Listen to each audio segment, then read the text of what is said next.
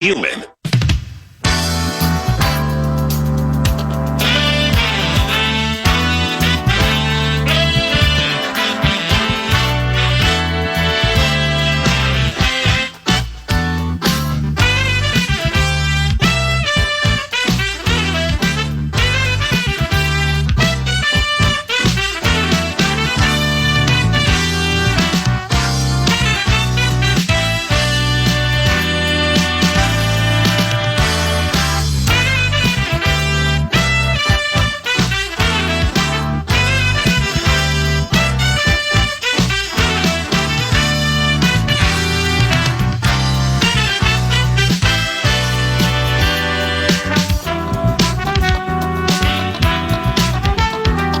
Welcome back to Shields and Toys for Tots at FM 100.3 KFAN.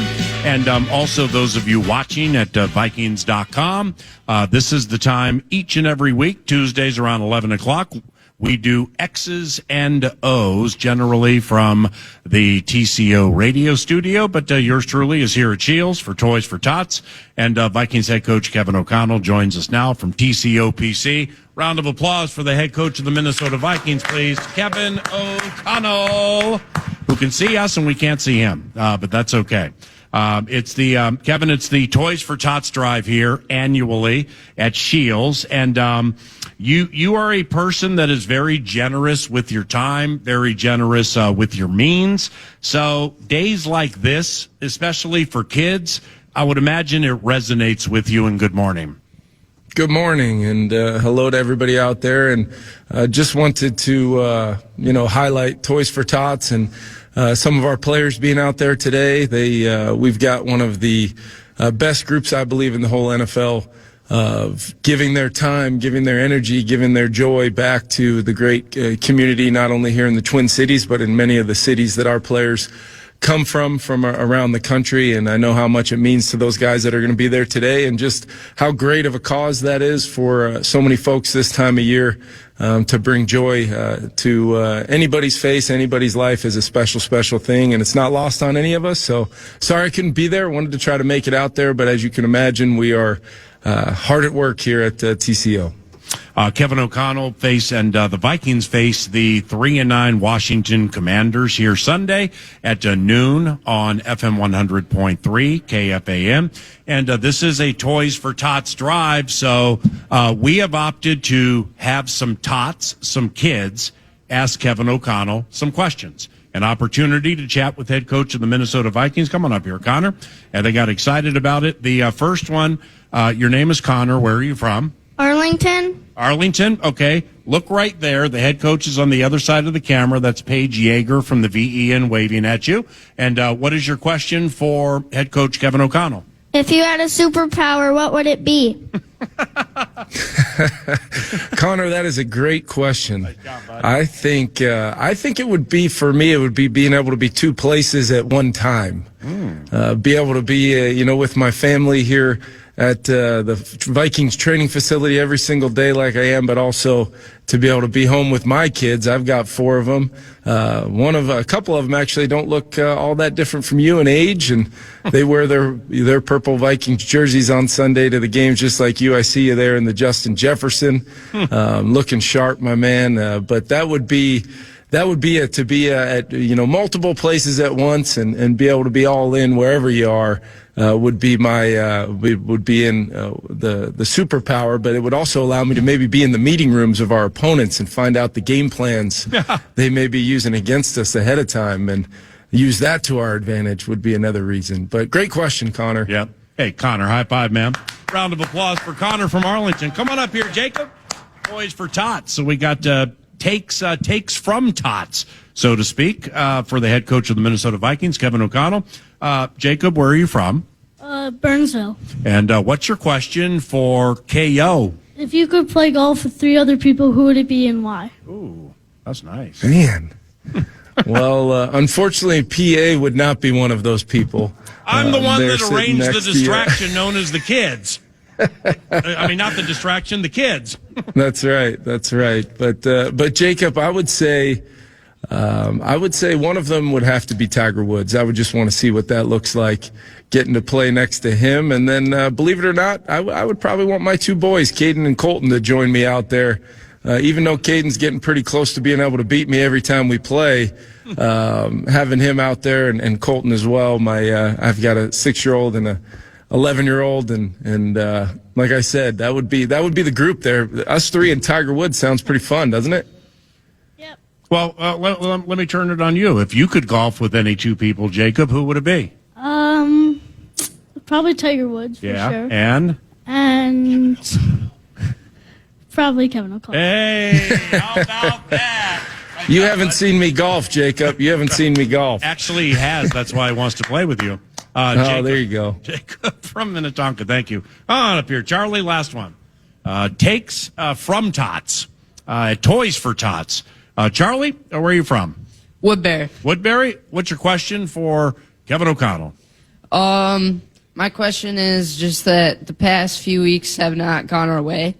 And I was just wondering, what are you telling the guys, and what's the game plan for coming into this week, next week? Ooh, we're getting in the weeds. Yeah, good question. So, a lot of the struggles, and we are certainly in a tough time right now. We have not won a game in far too long, and we've gotten used to around here winning games.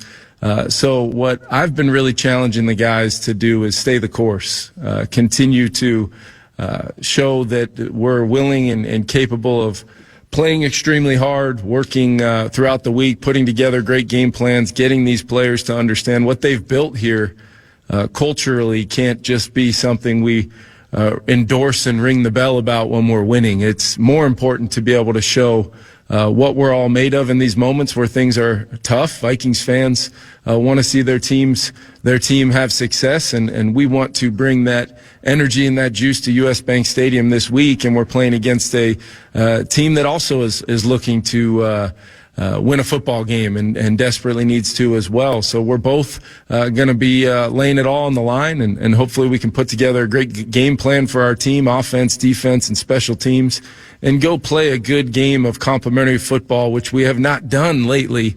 And we're learning and seeing in the real time. When you do a lot of things that lose football games, you really don't give yourself a chance to win them. And we've got to get back to doing the things that win football games, which over the course of my time here, we know what that looks like, but we've got to make it happen. And talking about it outside of that great question from you is not going to do much to do it. So we've got to get to work and continue to step forward, step together, and make sure that the best parts of this organization come out when needed, which is now. Charlie, ladies and gentlemen, high five, bud. Great job with that question. Good job, Charlie. You guys can watch all of that back at Vikings.com later. Our final question, a take from a tot. Our tot is Eric from Chaska. Eric from Chaska. This child has the final question. What's your question, Eric? Well, Coach, as you talk about trying to improve, 41-year-old tot from Chaska. Coach, amidst some of the negative things, talking about putting things back together, 5 games less in this season, how do you balance out trying to win games or parse through wins and losses with really cherishing the successes and the growth that your team has seen over the course of 2025? Yeah, that's a great question, Eric, and hopefully you get your hands on a toy or two today as well. But no, I think the way I look at it right now is although we are putting everything we have into going 1-0 this week, finding a way to win a game, bring some joy back to our locker room, and most importantly to our fans at US Bank Stadium this Sunday. But in the midst of the struggle, in the midst of this journey we've been on with some bumps in the road, no question, I do believe you can be building and forging something that can be built well into the future of, we can remember these moments. We can remember who and what it felt like and it looked like when we were all in these moments, and this team continued to stay together. This team continued, even without the results, to be about the things that we say we're about in our locker room, all well knowing we've got to improve the football. We've got to get the football right. We've got to play games the certain ways that when we look back on the moments that we came out of this stretch, hopefully in a positive way. I think we'll be able to build on that and look back on this when adversity inevitably hits down the road. We'll remember these moments and how we dealt with these moments. Because obviously, the spirit and the culture that exists in the drought will only be enhanced in the harvest. I tell our team that all the time. And we've got to be able to look inward right now, and it's not easy to do. It's very easy to find that exit ramp and look the other way, but not this group, not any team I ever coach.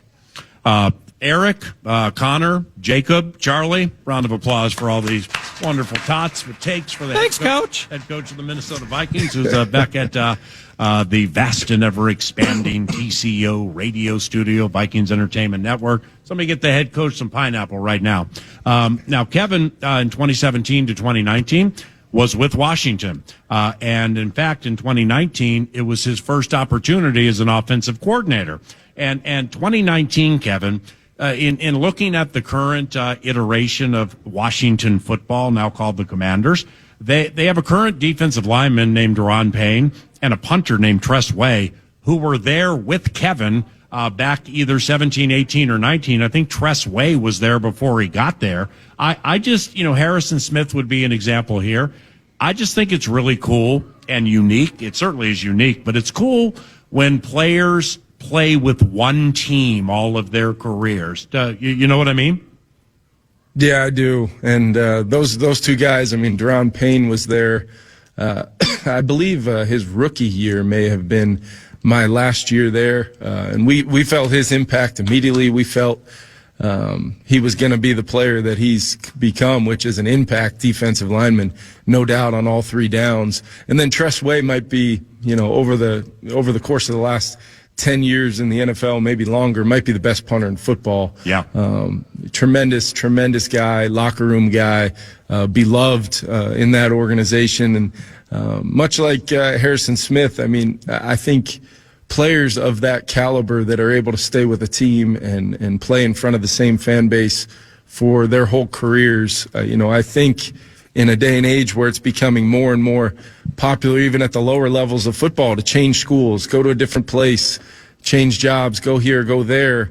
I still think there is such value in building a relationship and rapport with such great fans like we have here in Minnesota. And I think that matters to Harrison Smith. I think it's always mattered to him. And I think it's why he takes so much pride in putting on the purple every week and going to play in front of our great fans. And what a career he's had. And like I said, I think it should be celebrated when players do those things and do it at such a high level in front of the same fan base for the same team for the better parts of their whole careers. Yeah, I love how you laid it out, and I'm glad you laid it out that way, because to do that requires not having wanderlust. And, if people want to make what's best for them or best for them and their families, and they feel it's elsewhere, I'm not negative on that. I understand that too.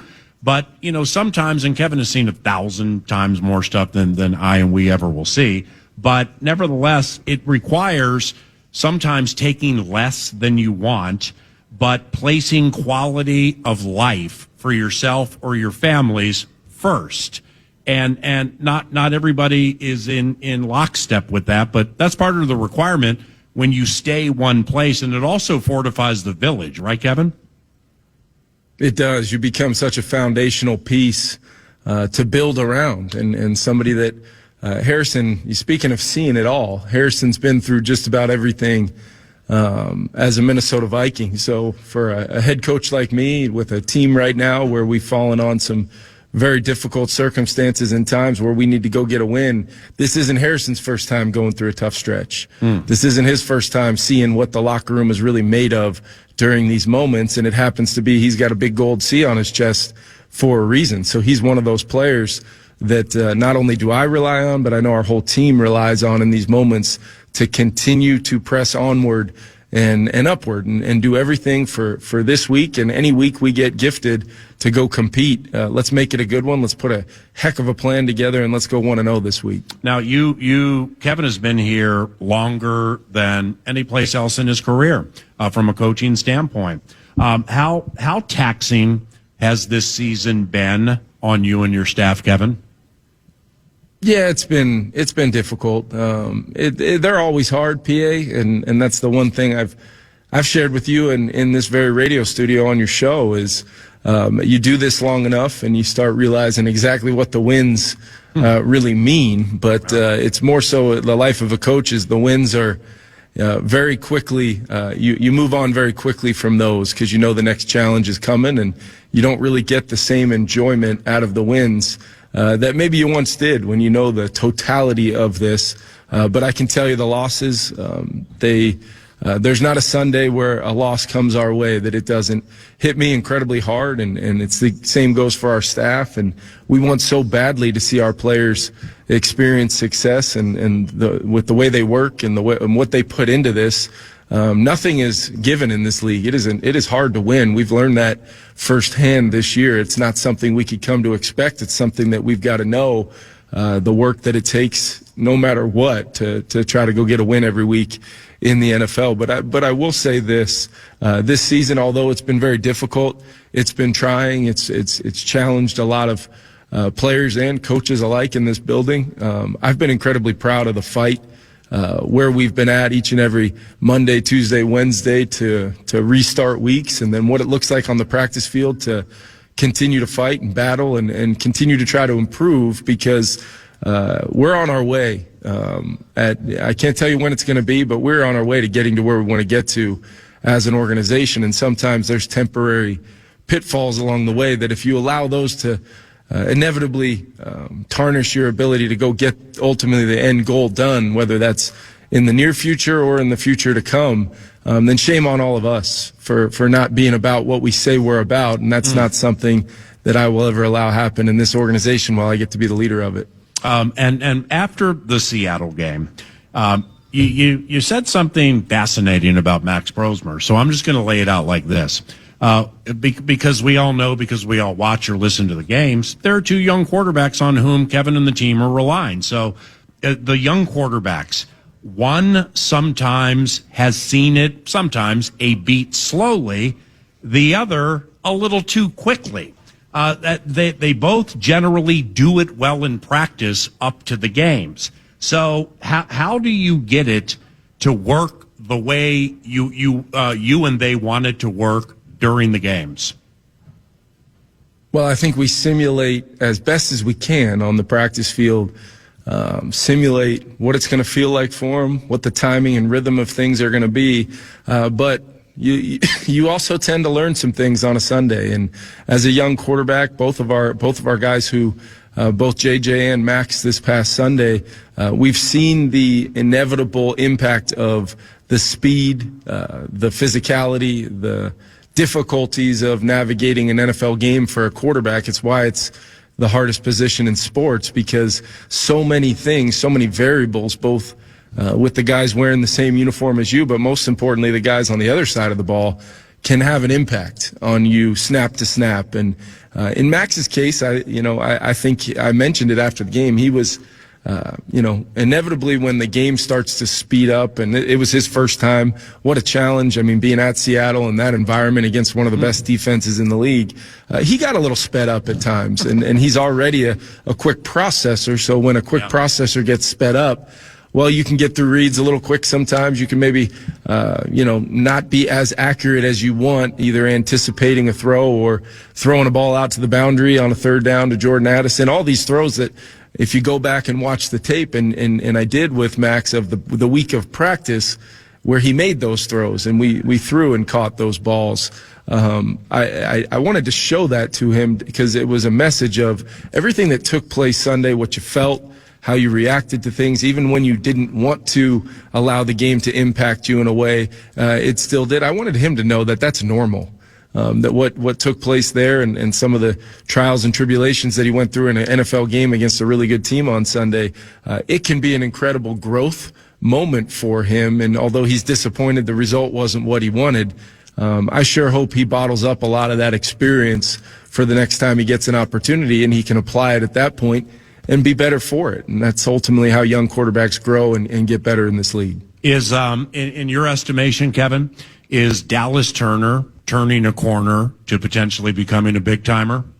Well, I'll tell you, he had one of his best games this past Sunday. And obviously, the stat sheet is always what I know a lot of folks look at. But to me, especially with a player like Dallas, the eye test of just what it felt like watching him play with such speed, his athleticism on display, physicality. I mean, he was all over the field, sideline to sideline, great pass rush when he got his ops, especially in some of those one-on-one opportunities, was just a physical force throughout the game, and you saw it in a lot of different ways, and that's why we were so excited to bring Dallas here, and I think he's getting better and better.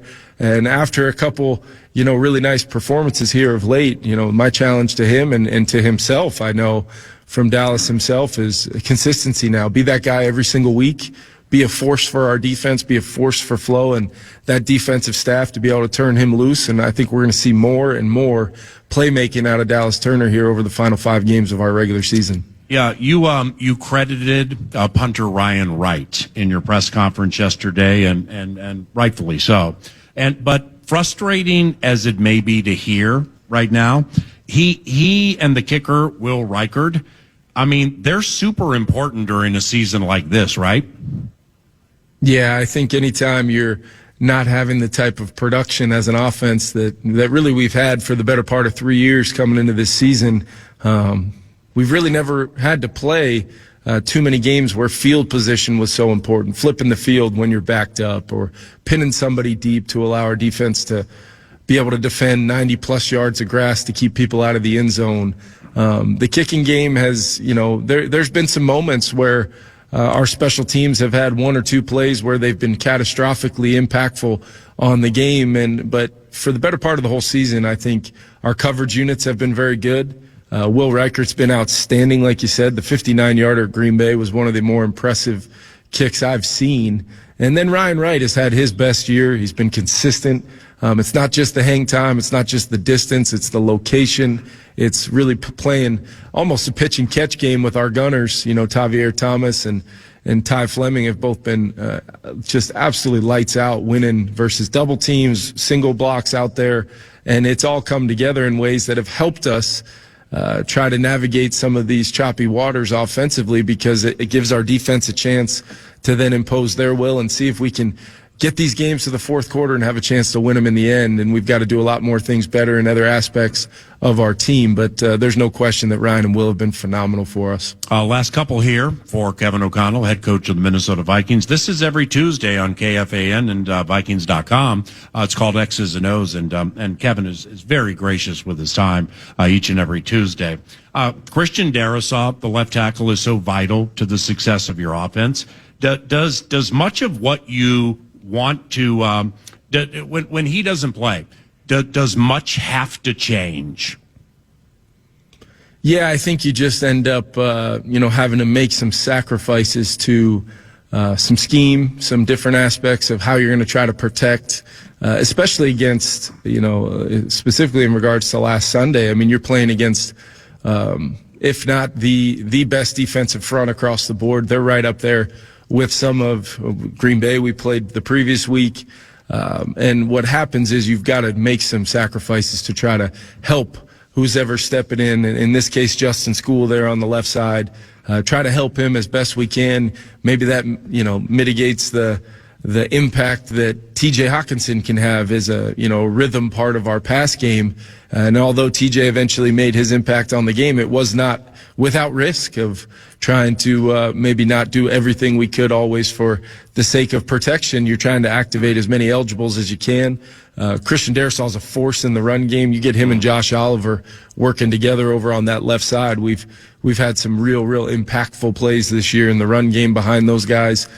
So you just look at it. He's one of our best players. There's a reason why those franchise caliber left tackles aren't on every roster in the National Football League, and the loss of those players is felt not only last year, when we were able to overcome it, winning a lot of games without CD once he went down in the 5th game. It's been a little bit more difficult for us this year to just kind of overcome just the ebbs and flows of CD's recovery as he's been able to come back and be on the field, but just not to the level at which we all, have come to expect, just because of the natural progression of that rehab process. And he's getting better and better every week. He's going to have a good week this week, and we're absolutely hopeful, CD himself included in that, that he'll be out there in the 71 jersey at left tackle this weekend. I mentioned Dallas Turner. Your defense had Darnold all messed up pretty much the entire game Sunday. When you graded the defensive performance outside of Darisaw, what did you see? I mean, outside of Dallas Turner, what did you see? Yeah, I think what I saw was great disguise. They were doing a lot of things to try to cause some confusion pre-snap for not only Sam, but the play caller there and the rest of the guys on the offensive team there for the Seahawks. There was great disguise. And then there was a play style there that, encompassed, we wanted to be a good tackling team. And I thought they were on the field a lot. They were on the field too much and maybe wore down a little bit as the game went on, but they continued to find a way to force some of those third downs where there was potential for the ball to get turned over and give us a chance to get back in the game. There was a chance to make some impactful plays, not only by Dallas. Eric Wilson had a very nice game. Blake Cashman. We saw Van Ginkel continue to impact the game. Doesn't always do it in the stat sheet where people can see it, but he's so impactful. Getting Jonathan Grenard back, I think he played 15 snaps, is obviously huge as one of our best players. And then how about a guy like Jay Ward stepping in and bringing a physicality and a level of play style and tackling to that corner position. Flo and his staff have come up with ways to get Jay Ward on the field, which I love because I love watching just the way Jay Ward plays football. Now, he does it on the kicking game, but now we're starting to see it a little bit on the defensive side. Yeah, so Rodgers comes out for a few plays. In comes Jay Ward. I mean, just welcome to the show, man. As a corner, you're opposite Jackson Smith and Jigba, and defense is disguised so beautifully. It initially looks like, wow, that might be one-on-one. Then of course there's a little help, but I think they would call that baptism by fire. Yeah, Jay's giving you some good reps this year. Lastly, football being the ultimate team game, it's very difficult, at least for me, to hone in on one thing and say this is the most important thing. But it arguably, Kevin, is the single most important thing with the 2025 Minnesota Vikings moving forward, the improvement and maturation of J.J. McCarthy. Yeah, I just think it's the quarterback position and the ability to play at a consistent level that allows the other guys to have an impact on the game. Everything goes through the quarterback position, and we've seen some moments. You go back through our season, you see some moments where JJ gets in a great rhythm, and we're able to really see the fruits of the special players we have on our offense, like Justin and Jordan and TJ and Jalen Naylor, and I think just the consistency factor of not only JJ doing his job, but the detail of everybody around him, the ability to make sure we're limiting any and all self-inflicted causes that either eliminate our chances for success on a given play, sequencing of a play on a drive, a critical 3rd and 2. Can we get 3rd and 3, 3rd and 4? Can we get all 11 guys doing their job and find a way to get those new set of downs and then see if we can stack more positive plays on that? All well, this, PA, as well as anybody, we've got to try to find a way to generate some of those explosive plays that help you not have to drive it 12, 13, 14 plays every time you touch it. And it's been kind of a hallmark of our offense over the course of our time here, even when maybe we've hit a stretch during a game where we don't consistently have positive plays. We've been able to overcome it by generating those 7 to 10 explosive type plays in the game that either flip the field, put you in the scoring zone, or ultimately provide the lift needed to then stack whatever's required to go get a win. And even if that's coming from behind, a fourth quarter comeback, one-score games that we've been pretty successful at. Those plays are just something that we've lacked and we haven't had enough of this year. And the continued growth and development of JJ coming back, hopefully with a full week of practice this week, will be a real positive, and I can't wait to watch him play. When you're 4-8, as you know, there's a lot of noise all over the place. Speaking for the 100 or so here, specifically the kids and the families with whom I've chatted, Nordo and yours truly, ma'am, they all love and they all care, and they want you to win every single game, and we'll be pulling for you and the team hard this weekend. Thank you, Kevin. Have a great day. Kevin O'Connell. Yeah, appreciate you guys, man. We got the best fans in the world. Thanks, PA. Have a good day, man. That's Kevin O'Connell, head coach of the Minnesota Vikings. This is 9 to noon at KFAN. Back after this.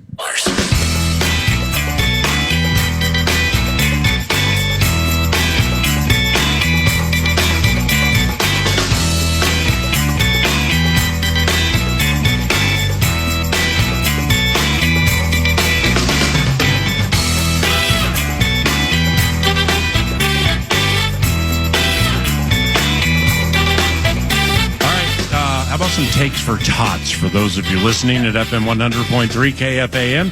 You kids, you wacky kids, you children, you tots. You want to be the smartest at your school, in the lunchroom, in the classroom, in the hallway, or wherever you are.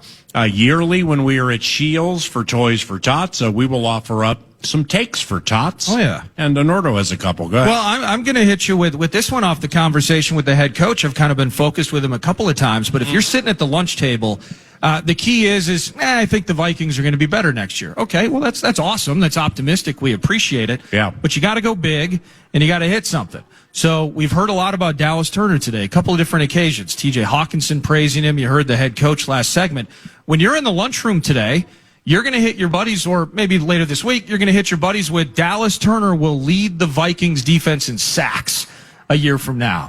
You're going to ride this wave, the 3 games we've seen in a row, and I anticipate a positive finish to the end of this season. Yeah. And the key to this is it's different. Jonathan Grenard, you heard the head coach say, one of the best players on our team. He certainly is. And Yes. the Gink is on fire, who expected number 43 jerseys to be prominently displayed here at Shields. We love the Gink.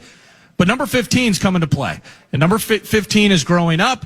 Number 15 has found, maybe might you say, a little swerve or a swivel, as PA would say, because he's getting a second move. He's answering questions in front of him with the offensive line, which has led to some splash and some success. So Dallas Turner will lead the Minnesota Vikings in sacks next year. And the cool thing about this, kids, takes for tots, a year from now, no one's going to remember that you said that at the lunch table in December 2025. So right or wrong, hit him hard with that. Dallas Turner leading the squad in sacks a year from now. All right, well, being the... I think he's tied for the lead in sacks right now as well. So Yeah, 4.5 maybe, something like that. Now, being racetrack raised, and they're racing at Canterbury Park, being a racetrack raised, he goes down that road, I immediately think, all right, well, I'm going to make a morning line for him and see which way, because I'm big, put your money where your mouth is, loud mouth. And Okay. I face a lot of that in my life. So that generally is the line of delineation in the conversations, is like, okay, I hear what you're saying, and you're kind of taking me deep here. Let's put our money where our mouths are and figure out how that works out, because then people don't really like to get into their pockets and they back off. So I'm going to lay these odds on what you said. Right. Leader in sacks on the Minnesota Vikings in 2026. Yes, Your even money favorite is Jonathan Grenard. I agree. Your 9-5 second choice, that's slightly under 2-1. Your 9-5 second choice is Andrew Van Ginkel. Your 3-1 third choice is Dallas Turner. And then at 5-1 is pass rusher du jour, who will be drafted. Oh. Which, I'm not even going to go free agency. Just, I guess I could say new shooter in the conversation, but I understand. Yeah, let's just make a new shooter. Because new then, guy. Then you get free agents or drafted players. Grenard, even money. Van Ginkel, 9-5. Dallas Turner, 3-1.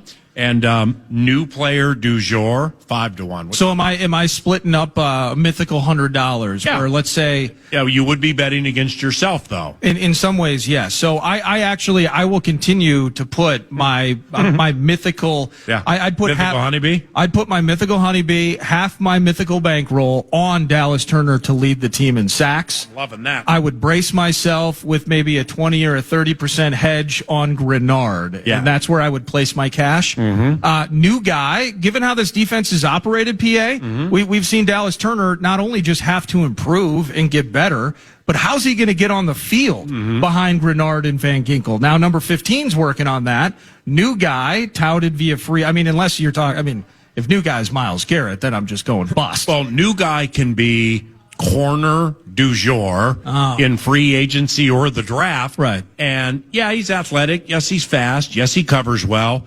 But holy cow, he's one of the best blitzing corners in the 2026 draft. Well, unless this blitzing corner is going to have 9 sacks, which Dallas Turner will eclipse in 2026, I don't see that as an option. We could talk about Will. How has Eric Wilson been deployed by Brian Flores this year? We do this bit this time last year and say, well, we know Wilson's on the team Yeah. for 2025. He's 20-1. Well, not just 20-1. We're doing odds on number of snaps he's even freaking playing in games, Great much point. less what he's been able to produce. Really usurping. I mean, he just walked in and said, "Love you, Ivan Pace." I think they're both Cincinnati Bearcats. Yep. We'll catch you at the team reunions and the cool dinners down in Cincy. Yeah. I'm taking your job. Eric Wilson And then he is just went and like, took it. Ivan, when you played for the Bearcats, you had a really, really good run. But I was the one playing there that they used as an example with all the film. And the same thing's going to happen here, with all due respect. All right, hit me a final take for Tot, because it's very important for the future of humanity. Teach the children and let them lead the way. Copyright Whitney Houston. May God rest her soul. What's the last one? Well, I mentioned this earlier is with Lavelle. Go to the lunchroom and find them, identify them. The rivals, the enemies of the North have infiltrated and in some ways infested our otherwise super peaceful Vikings-loving communities. So you got a couple of kids, maybe they're from Iowa. In fairness, Iowa, you can go all kinds of different directions, but you might see some Bears fan. Go up to them at school and tell them the Bears are the fakest team in the NFL. In fact, I mean, they're building hopes and dreams, and the coach is cool, and they're beating on bad teams, and so they're getting belief. That's cool. They're going to get worked in their first playoff game, and the Grinch will steal the soul of every Bears fan in the Windy City and predict that they have a regression to the mean and find themselves third in the North next year. Oh, that's beautiful. That is a hardcore take for a Tot. That's more high school-esque. Let's not take that one via middle school or elementary school. People might not understand it. You might want to get punched. You might get punched. 9 to noon does not condone violence. He's Nordo. I'm Paul Allen. Our final segment from Shields is next.